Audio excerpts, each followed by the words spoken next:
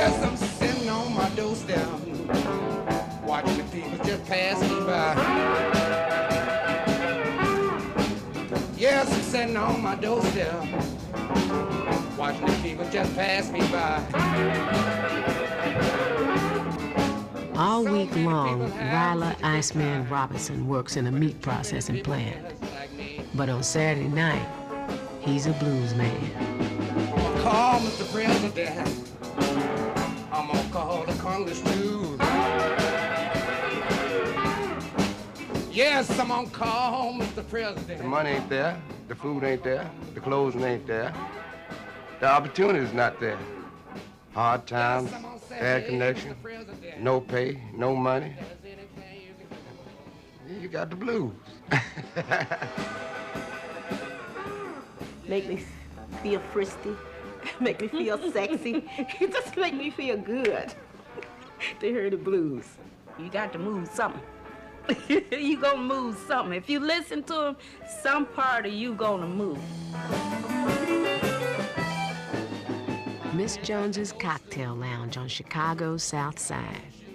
People come here to listen to the blues, music they first heard long ago as sharecroppers in the Mississippi Delta. The blues, stories of love, pain, hard times, the common experiences that bind these people together. Not having a bite to eat. I worked out my angle, happiness, love, and sorrows. I shoots all of it right through that guitar. I ain't going down that big road by myself. The Mississippi Delta, a patchwork of plantations and small rural towns, the heart of the Deep South. Millions of people from the great industrial cities of the North trace their American roots to this place.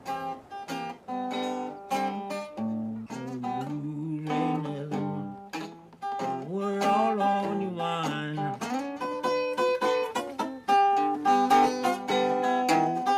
Blues ain't nothing but the world on your mind. Something to keep you worried and bothered, baby, all the time.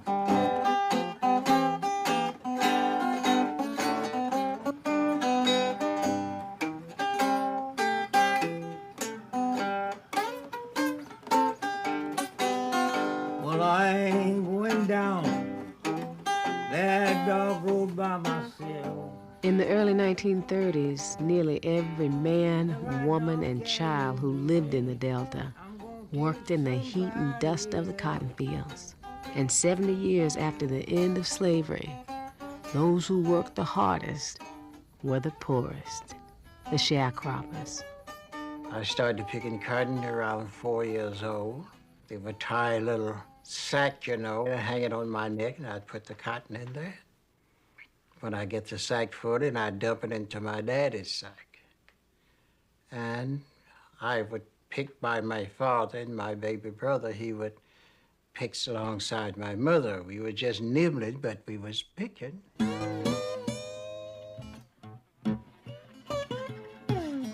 We had to be there all day. And then sometimes we picked cotton and moonshine and ice. They was not fair. They would pay, in my day, a man 75 cents a day for 12 hours. Like a lot of sharecroppers, Ulysses Carter grew up in a tiny shotgun shack surrounded by the cotton fields his family worked. We didn't have no screens to the windows, neither doors. The flies just come in, the mosquitoes and gnats and everything just come in and take over. We lived through that all of our lives. I remember one time I was plowing with the mule, and the mule was very hot, sweating, and this agent came up and he said, "Boy, put the mule in the lot and let him cool off, and you go over there and where they are chopping and help them to chop." Well, he didn't realize I was hot too, just like the mule. The man thanked more of a meal than he'd do a human being. It wasn't so good at my day. Oh, Lord, will you hold my hand? Have we traveled this narrow way? Oh, please be my guide. Will you stand by my side? Lord, will you help me to make it through another day? Lord, if you please, my Father, I want to make it through another day. If you were a sharecropper, you worked from dawn to dusk. The plantation owned your house. Anything you bought at the company store. The boss man controlled nearly every aspect of your life, including when and if your children went to school. My mother was a kind of person that would defy all orders for us not to go to school. Each year we would have to move because she would send us to school rather than make us stay at home and harvest the crops. She said there are 82 counties in the state of Mississippi, and if I have to move to a county every year, a different county, you all will be educated. Not far from the fields where she worked as a young girl, Alva Norflet is now principal of a school. In 1937, we were living on a plantation out from Dublin, and my daddy came home about the 22nd of December. And my mother asked, you know, on the plantation, at the end of the year, they would settle with you what they call, give you what you made, you know, after every expense was taken out of it. My daddy came home about the 22nd of December, and my mother asked him, how much did we make? He said, we came out $50 behind. We had raised 17 bales of cotton, and we still owed the planter $50. Lord, I know if you hold to my hand, everything will be all right. I never shall forget the look on my father and mother's face. They looked so helpless. I was about 9 years old, I believe. And my mother asked my father, she said, what are we going to do? He shook his head. He said, I don't know.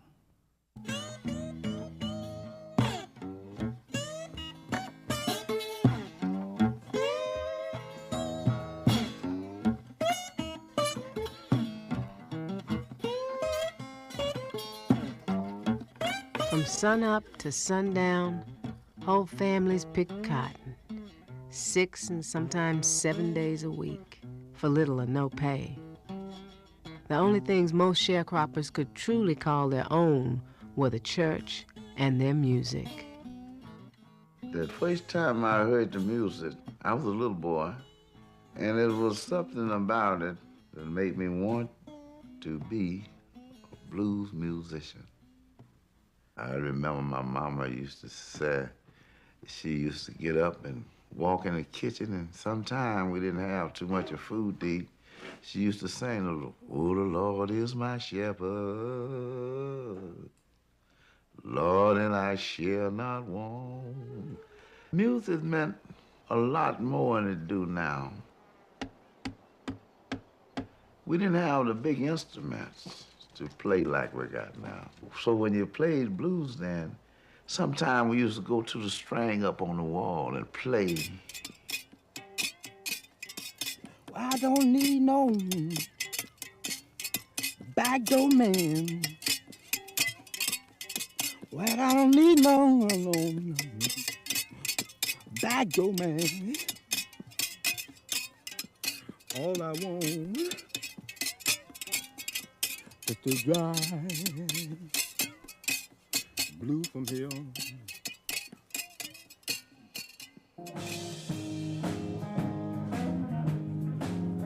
After a long, brutal work week, everybody who was able headed to the juke joint, where just for one night, the local blues man helped them forget their troubles and hard times. They're still going to juke joints in Mississippi. Junior Kimbrough's is in Holly Springs. You got me, girl.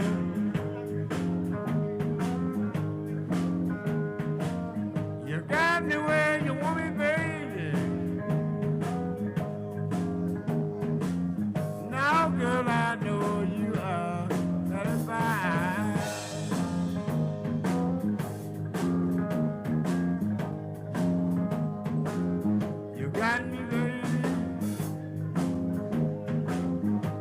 Everybody was just laughing and dancing, and lollipopping, and just having a good time. Forget everything. You didn't have no worries, no problem, no trouble, and whatever your worries or problem were. When you heard the blues, you forgot about all of that stuff. Blues tell you things. And something you might not want to say to a person. Certain blues, you listen to a record, you go find the right one will tell that person exactly what you want them to know. They'll know where you coming from, whether it's bad or good. Yeah, but there's one more thing I want to say right now, baby.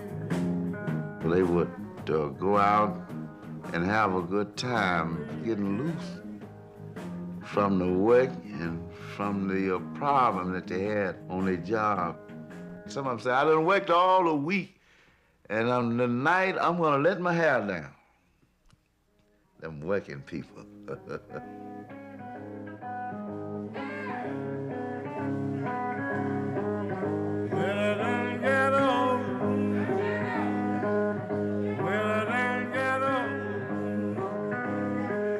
can't do the things I used to.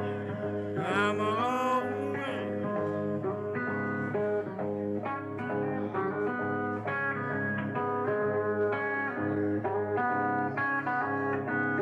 I remember the days, baby. When the sun came up on Monday morning, it was always back to the cotton fields and the brutality and heartache of the sharecropper's life.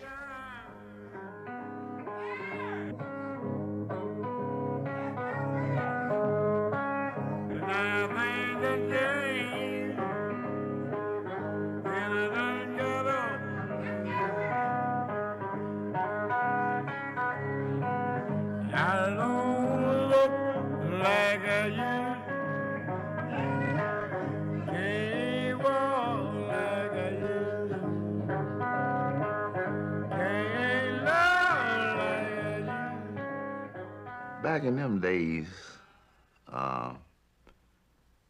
black peoples had a hard time. Eddie Burks grew up in Greenwood, Mississippi. In 1937, his brother Henry Lee was pumping gas for a local girl he was friendly with, a white girl. They were seen by the wrong people. I can remember it so good that night. I was laying up in the brass bed and the wood come to the house. My mama started crying. My daddy had come in early that night and told us, say, you know, I don't know why there's so many cars parked on this gravel road. Because he'd come in. They had cars from Memphis, so he said, Jackson, even as far as St. Louis. They'd come down to lynch him. And they tell me the high sheriff of Greenwood walked in the room. He was asleep. And he was the first one. He shot all his bullets up. And then he walked out. Then his buddies, his deputies, they come in and they start to shooting, and then the other crowd. I can remember one thing. They shot him so much till they had to take a shovel and shovel him up. I can remember that much. They'd take the shovel, shovel him up out of the room. That's how bad it was. Hold my hand as we travel this narrow way.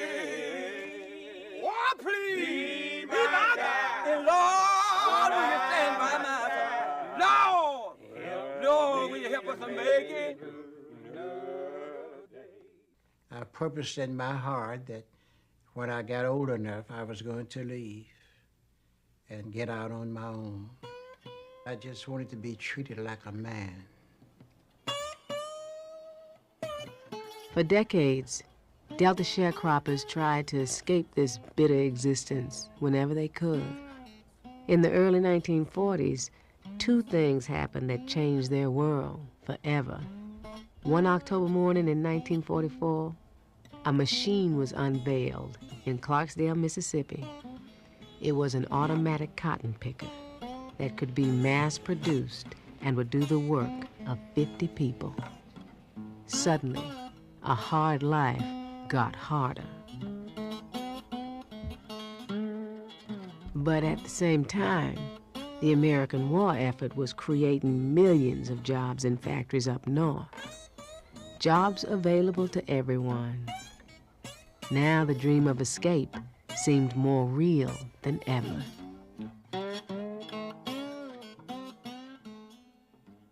I went to the bus station to get me a ticket. And this young lady didn't seem like she wanted to sell me a ticket. Chicago, Chicago. She just kept repeating. I said, yes, ma'am, Chicago. And she waited on all of the white folks. By that time, the bus had come, and she sold me the ticket. I got on that bus, and I said, goodbye, Mississippi. Train, on my way to Chicago. I said, train, coming round the bend. They traveled by car, bus, train. Some people even walked. By the early 1950s, over 4 million people had made the journey north to freedom. It was one of the largest migrations in the history of mankind. Bring my baby back again. Yeah. Said that mean old string line sure will change your mind. Said that mean old string line sure will take your baby away. Yeah, that mean old string line stole my baby from me. Getting on in Chicago now, we're gonna ball tonight. Chicago. All right. When I got to Chicago, within an hour, I had a job. So you see what a great difference it made. I wasn't no more boy. I was Carter. They called me by my name. It wasn't no boy. I didn't have to get off the streets and let them pass. I didn't hear no get off the move, I get off the street, nigga, or nothing like that. They passed, and if they bumped into me, they said, pardon me, I'm sorry. Jobs, opportunity, independence, a chance to own your own home, maybe even your own business, a real future for your children. To sharecroppers fleeing the Delta, Chicago really did look like the promised land.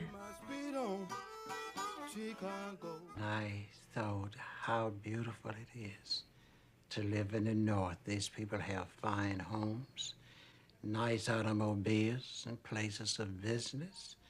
And it was just, seemed like in another world. But all of those big, huge buildings and the streetcars, I could ride them. I never had rode one before. And that L train, I went downtown on the L.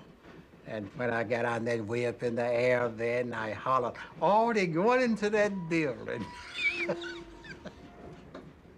It was a big step up because I was able to send money home 2 or 3 times a month. I could send them $6 home to my mama.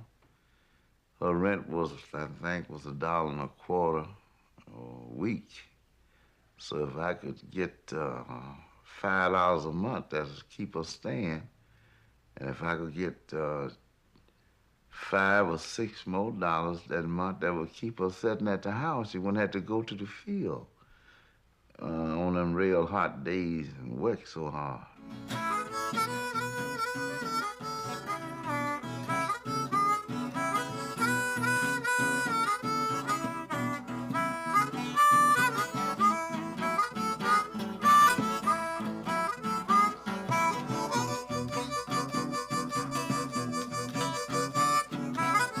In cities like Chicago, Detroit, St. Louis, and Philadelphia, the grandchildren of slaves were able to earn a decent living for the first time. Yeah, yeah, honey, don't you want to go? When I got to the city, that's all I needed then. I had it made to the city. Theaters, everything was there, beautiful lights. You felt free. It was real nice. You had so many places that you could choose to go in.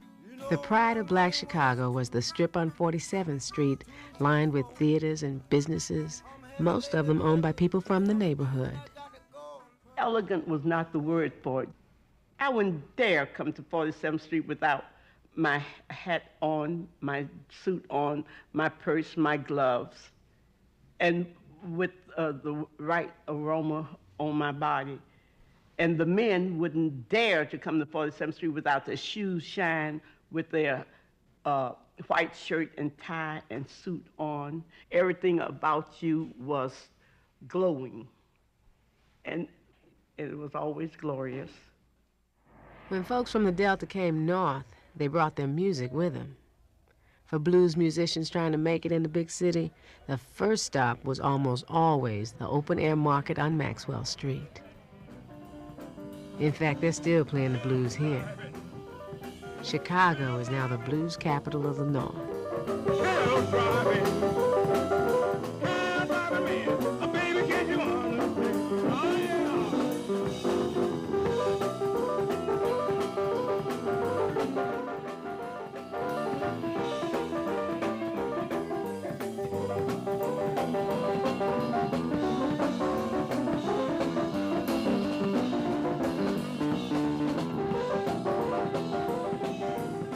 One of the musicians who got his start on Maxwell Street is Eddie Burks.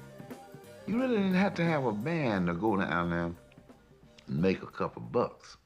I would go down there and get my little harmonica and get me a little box and set it down in front of me.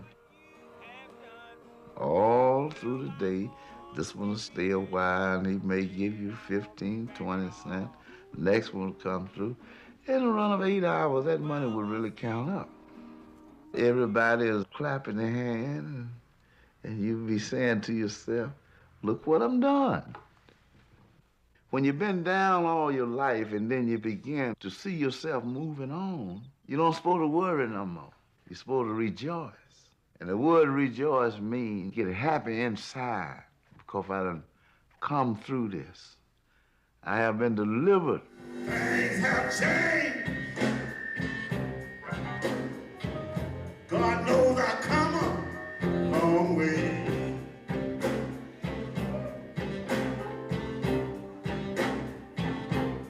Things have changed. God knows I come a long way.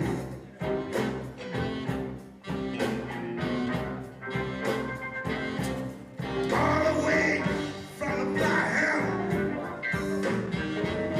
all the way to the bandstand. You see how happy I be when I play the blues. Look like somebody else come to me and get inside of it and give me power and strength. Son of a sharecropper. What I'm talking about. Mama was a sharecropper. My daddy too. You see, I used to fly the needle from kin to king. I would work 6 days a week, go to Greenwood with a turn of that tank.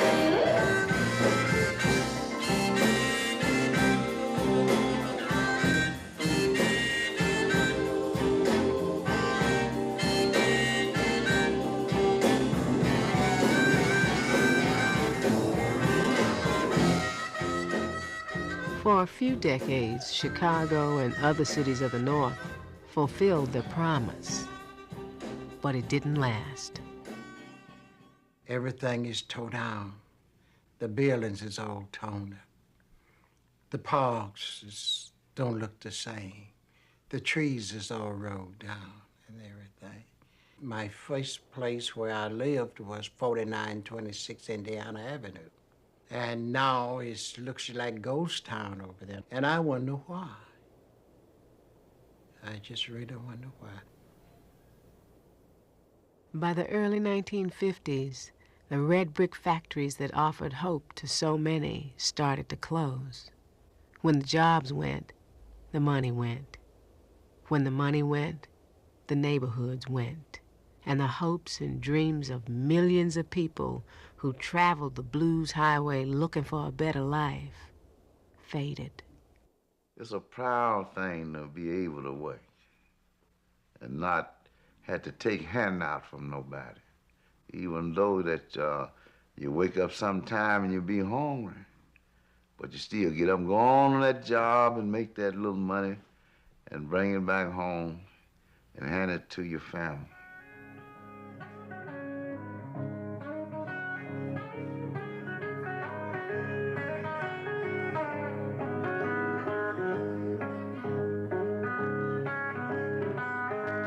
I hate to see such a beautiful place torn down. Downtown Chicago, Roosevelt Road, them were some of the prettiest streets you want to lay your eyes on. Now you walk down the street, tears arise in your eyes, because you just think, back in the 40s, how beautiful it was.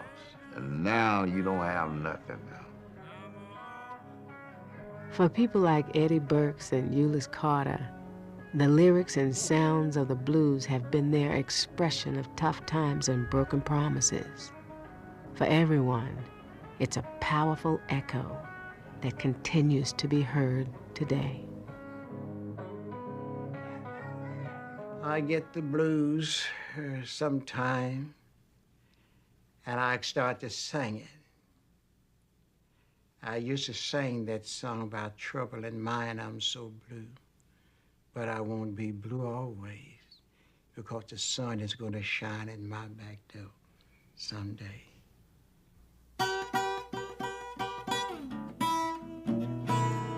Hey, yeah,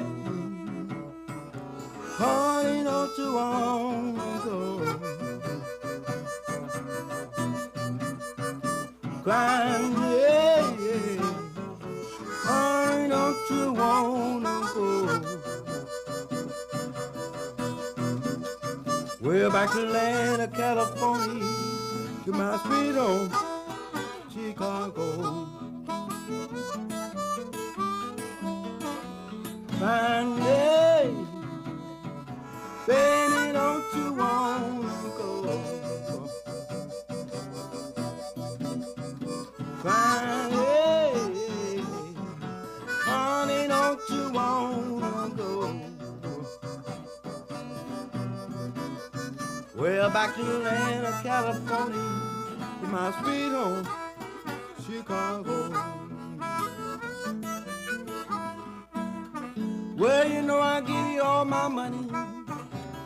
You go downtown, get back in the evening. You want a dog pull on it around crying. Hey, honey, don't you want to go? Back to the land of California, to my sweet home, Chicago. No, baby, down on by way. I know you're gonna need more. Done it one day, I'm crying. Hey, baby, not you want to go? We're back to the land of California, to my sweet home, Chicago.